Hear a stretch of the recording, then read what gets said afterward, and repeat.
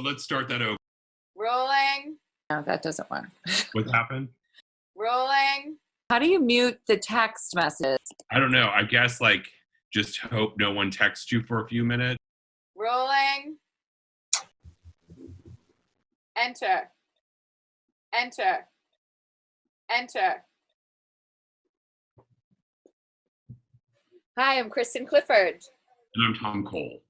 And this is our first virtual Experiments and Disorders. Welcome. We're excited to have you. Thank you for tuning in. We're usually in the lounge, and usually we encourage you to drink a lot because Dixon Place makes money on the bar.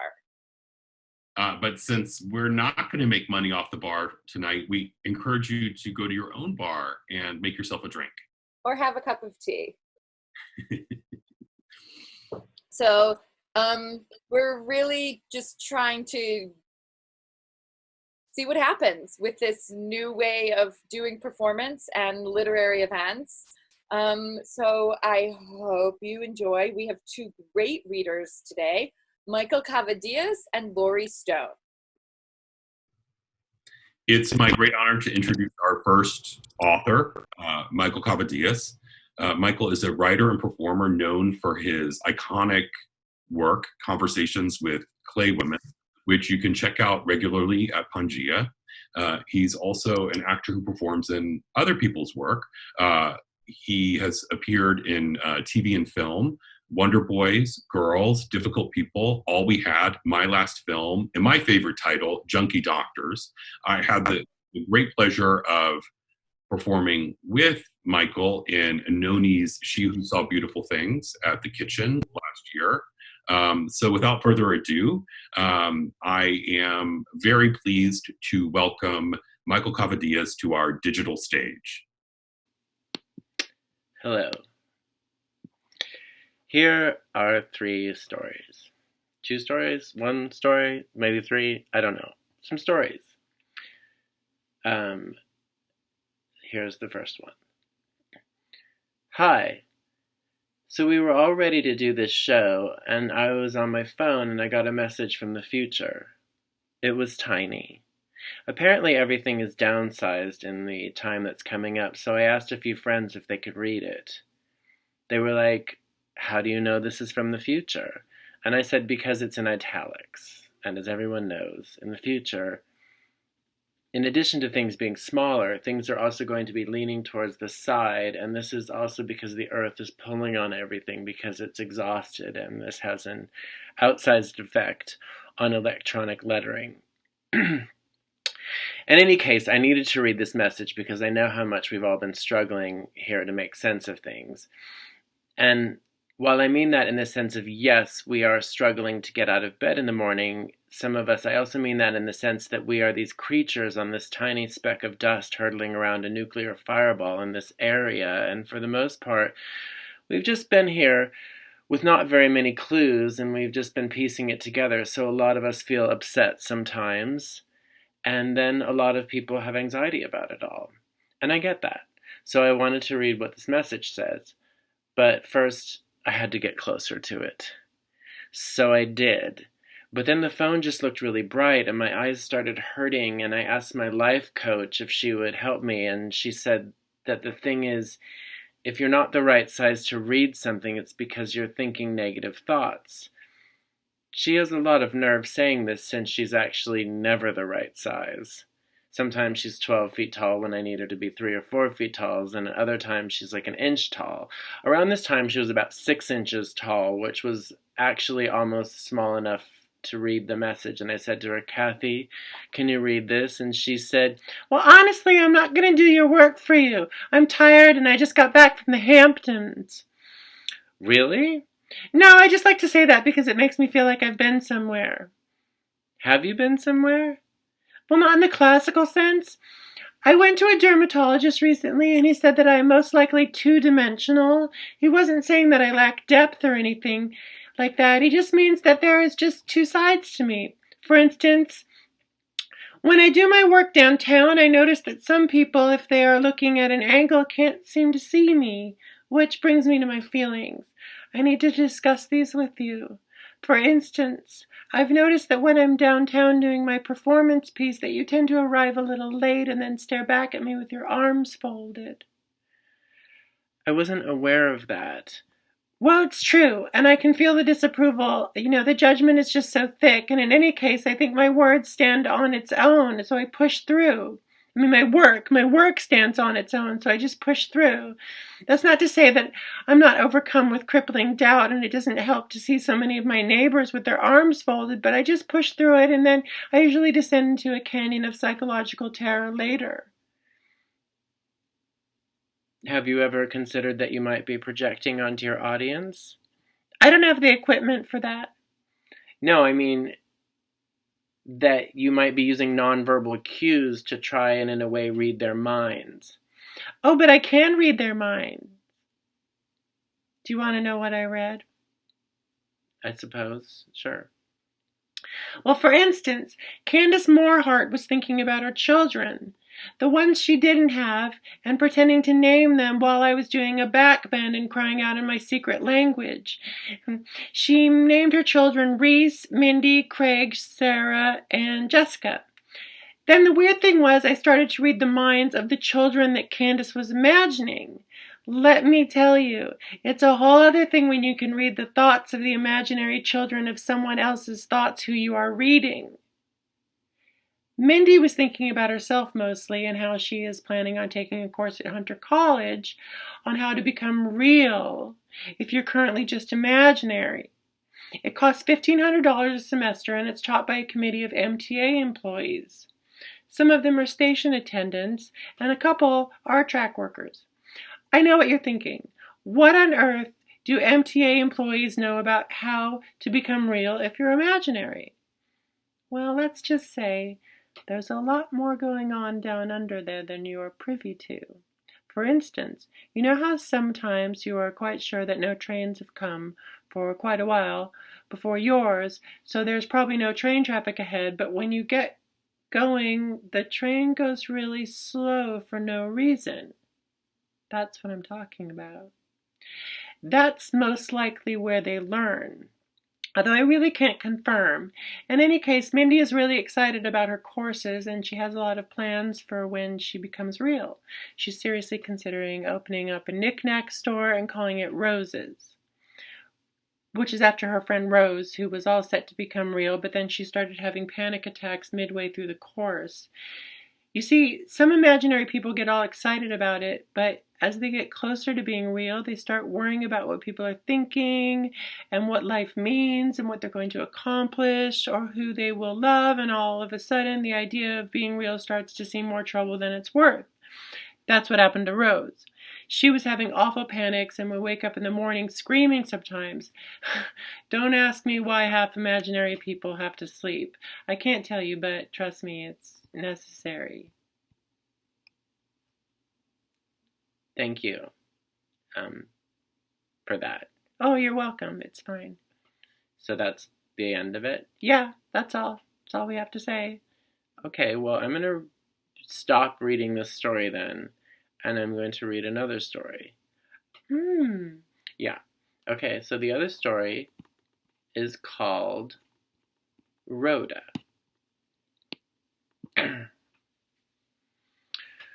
Rhoda was unimpressed. She had seen the blocks before. The blocks that Mauricio and Philip would place before her feet as they each continued to scratch the left side of each other's necks. But these blocks didn't have any of the excitement of their forebears. They were dreary, and it reminded Rhoda of death. To be fair, everything reminds Rhoda of death, but Rhoda couldn't convey her disappointment. She didn't dare. She smiled and said, "Oh, how beautiful. Thank you so much." And then she died a little inside. She worried they could hear her thoughts, that they knew she secretly was disappointed and that they would be angry. The same anger she was trying to avoid by pretending that she was happy. This was no way to avoid it. She would feel the anger, even if it didn't exist, because it lived inside her. Sometimes it was even like she could feel that the furniture in her apartment was angry with her. How could it be? But it was, as far as she was aware. The tattered sofa was sickened by her life choices. The television rolled its eyes at the things she was watching. Every inanimate and animated object she encountered was ready to attack at any moment. Rhoda was in prison, basically. Prison in her mind. She decided to limit contact with everyone and everything just to have some peace. If she didn't say anything, didn't see anyone, then she wouldn't worry she had said anything wrong or upsetting. But what about the internet? She stopped posting her opinions on organic cooking because who knows, someone might be upset by the way she advocates using certain oils above others, and Rhoda doesn't really cook anyway. That was just a way to connect, and connecting in any capacity is fraught with danger. It was all becoming too much for Rhoda, so she decided to take a walk past the avenues of inhaling and exhaling. These streets were named after a group of people who liked the way that sounded. So Rhoda continued. After a mile down the road of Inhalation Avenue, Rhoda remembered that her name isn't actually Rhoda. She had said it was because some people she didn't want to upset a few years ago were fans of the 1970s situation comedy of the same name. She didn't have access to whatever her original name might be, so she thought this might be a good time to worry a bit. She sat down next to an onion named Pam. Pam was recently discarded by a child who decided that wasn't what he wanted today. This was a good deal for Pam because if she hadn't been discarded, she would have been eaten by now. Rhoda, as we will call her for familiarity's sake, was excited to have someone to talk to, but also a little concerned that she was speaking to an onion. She decided this wasn't the time to worry about whether the things she was speaking to were conscious or not, and that it's not cool to dismiss a potential friend simply because she doesn't seem at first blush to be the kind of life form that would be able to understand what she was going through. So she leaned over and said, "Hey." This was not a wise move, because Pam had just recently been tormented by a small group of religious people who would creep up behind her and whisper, "Hey," in anticipation. Well, actually not in anticipation, in an incantation-like way, but in the most upsetting 7-part harmony. I mean, it wasn't much of a harmony, but it was quite dissonant, but they liked it. The group liked to call themselves the Shh, and they thought pretty highly of themselves. Well, mostly Patrick did. He was the organizer of this religious sect that thought the way to enlightenment was to get into groups of 7 and whisper, "Hey," in 7-part dissonant harmony to an onion, but who are we to judge? Needless to say, this brought back a bit of Pam's PTSD, and she screamed when Rhoda said the dreaded word. There was a long pause. Rhoda was terrified she defended the onion and also quite concerned that she was afraid of offending an onion. Just then there was a knock at the door, a door that neither of them realized was even there. Pam groaned and motioned with one of her layers to suggest that Rhoda see who it was. But first the door had a few things it wanted to get off its chest. And so it began. "Hello, Rhoda and Pam. My name is Hercules, and I have been standing here for several hours, unnoticed by either of you. That's fine. It's not like I'm not used to it. Most of the time, I just pretend I'm being acknowledged, and I have a funny conversation with myself. Typically, I'll start by introducing myself to, and we'll both just introducing myself to myself, and we'll both just laugh about it for a while. Then we'll get down to business and discuss how we can reorganize the community to be more respectful of us, meaning me. Also, I wrote a poem if you'd like to hear it." Rhoda and Pam just stared at Hercules, still wondering who had knocked. There was a long pause. "Well, do you want to hear it?" "Fine, I'll start anyway. Greetings, I am a fawn. Lay down here and we will commence routine hallway gossip, and God hasn't been visiting anyone, so don't be late." Again, silence. Very uncomfortable silence. Pam decided to speak up. "Hercules, thank you very much for sharing your work, but I'm not sure what it means." And Hercules, clearly ashamed and embarrassed at the response to his work, just began fidgeting wildly with the keys to his doorknob. It would be an understatement to suggest everyone here was dealing with some core psychological issues. But how will this be resolved? Who is behind the door? Does Rhoda even really exist? And why is she talking to doors and onions? These questions, and more, will be answered Later Tonight by Jeremy, who is sitting right behind you.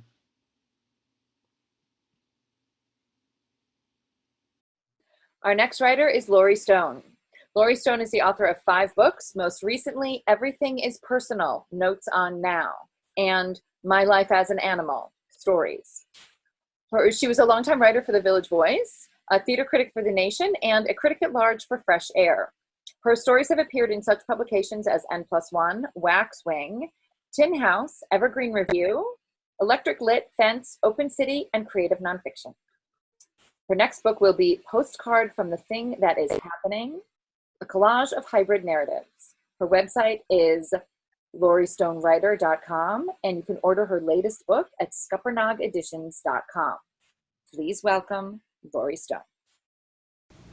Hello, how are you?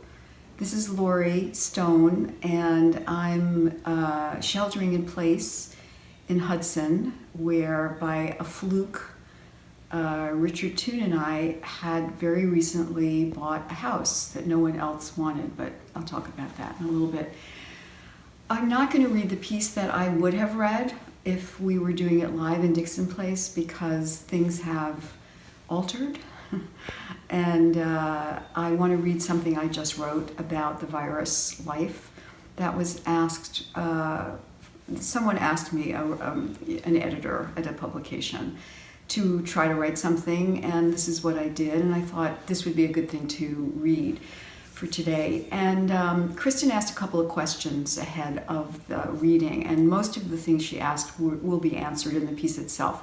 But she did ask also about trigger warnings for some reason, and I just wanted, I guess we all have to respond to that, and I think maybe she asked about them because she knew that I hate them and I'm against them.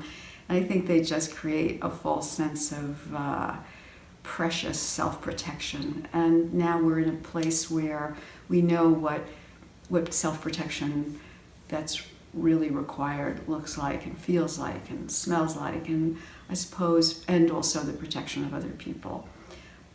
So I am going to just read this piece, and it's called No Time Like the Present, and here goes. I'll try to look up as much as I can too, but we'll see. Oh, the reason I'm reading from the computer is that we ran out of printer toner, and it's coming, but it's not here yet. So, hi everyone. In my Yiddish, the last piece written by Leonard Michaels before his death in 2003, he writes, "At the center of my Yiddish remains ut geharget Yidden, killed Jews, from which, like the disgorged contents of a black hole in the universe, come the jokes, the thinking, the meanings, and the meaninglessness. Paradox as a cognitive mode is everywhere in Yiddish," unquote. If you substitute killed people for killed Jews, the coronavirus is comic in the way the absurd is comic, the way paradox is comic, the way things over which you have no control are comic. In that comedy is about limits and not transcendence. There's nothing to interpret in the virus. A particle of RNA with a fatty coating that lacks consciousness. In itself, the virus is not a living thing, but requires living things to continue existing. As I write on April 2, there are 216,219 confirmed cases in the US and 5,131 deaths. Worldwide, the number of cases is 962,690. And deaths have reached 49,185. Through the window where I am sheltering in place is a forsythia bush I bought the other day. I was scared all the time in the store. I bought purple pansies as well, and I'm waiting for days without frost to plant them. The deadliest thing that has happened to our country is not a virus. It is something produced by this country. In this country, the thing that is not a virus has with vicious intent,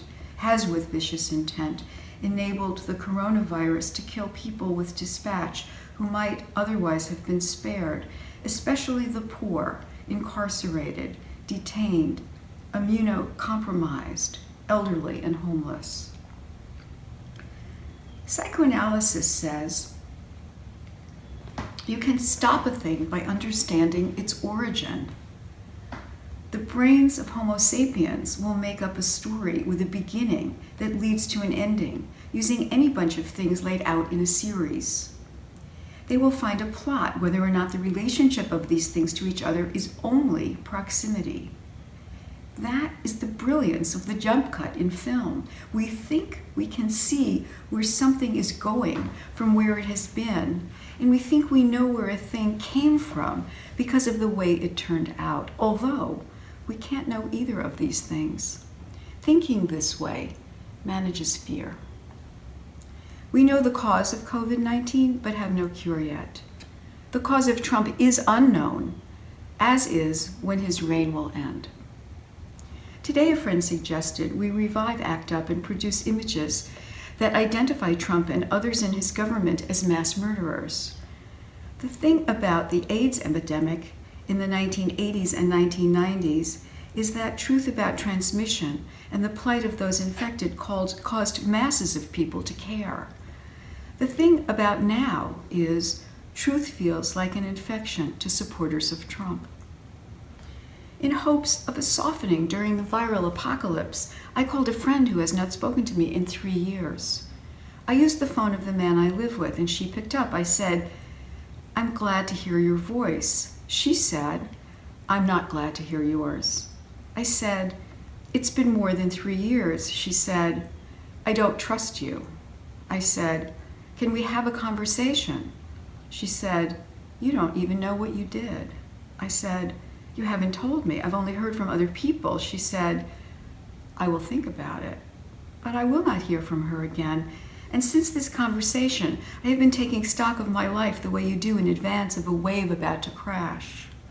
I have been thinking about times I withheld information. Sometimes I lied. Times I took something not strictly speaking mine to take. When you are inside something, you can't see it. And when you can see it, it's too late. I asked the man I live with if, to exist, virtue needed a lack of virtue for comparison. He said, no. I said, the concept of virtue feels Christian to me, and I don't like it. He reminded me it started with the Greeks. I said, I feel vulnerable. I said, admitting this adds a layer of vulnerability. In a time when people are asking each other for a portion of love, Donald Trump requested his as well, telling governors requesting medical aid, quote, "You have to treat us well. Also, it's a two-way street," unquote. He is giving New York State, which didn't vote for him, a tiny percentage of the supplies it needs, while he's given Florida, which did vote for him, but is in contention in the 2020 election, 100% of what they requested. I will miss my friend forever. A friend writes to say he is jealous I still have Lysol. In Waiting for Godot, Gogo and Dee Dee have only root vegetables to eat in Act 1. In Act 2, they have run out of carrots and are down to turnips. Keeping the economy healthy has always meant the death economy for those considered expendable. Another friend writes to say, I don't want to see pictures of your rocks. I want to move my own rocks. Last fall, the man I live with and I bought a house no one else wanted in upstate New York. It was unfinished. The trees were entwined with hairy vines of poison ivy. The former owners were hoarders and treated their woods as a dump. The man I live with is a type 1 diabetic.